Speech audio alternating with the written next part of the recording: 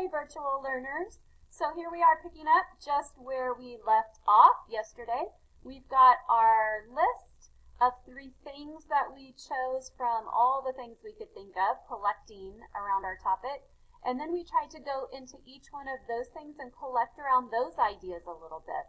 What about travel? What about nature? What about family? So now we're moving on through our writing cycle, and I want you to see what we've completed so far. We've been collecting in our notebook around a topic. We are now today going to move on and talk about considering our audience and then what we call rapid drafting. So let's take a minute and talk about those 2 things. So for this particular writing assignment, you have 2 choices. One, you are going to imagine that you are writing to a classmate and you're going to tell them all about you. Or 2, you could choose to pick to write to your teacher and tell your teacher all about you. The thing to think about is if you are writing to a classmate, to a peer or a friend, it's probably going to sound a little bit different than if you are writing to your teacher. So think about that, and that will help you determine what you might want to say for this assignment.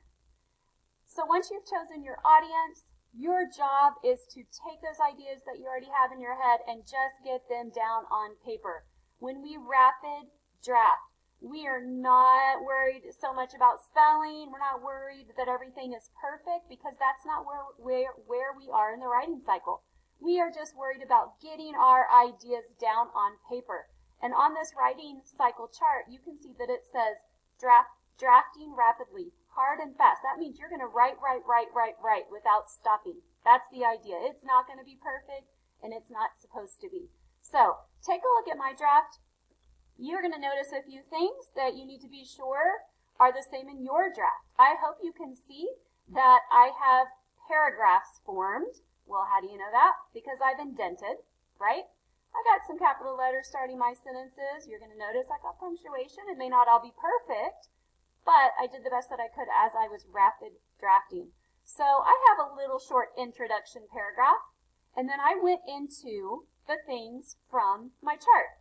So my first paragraph talks a little bit about my family, and then I went on and talked about nature, and then third, I talked about traveling.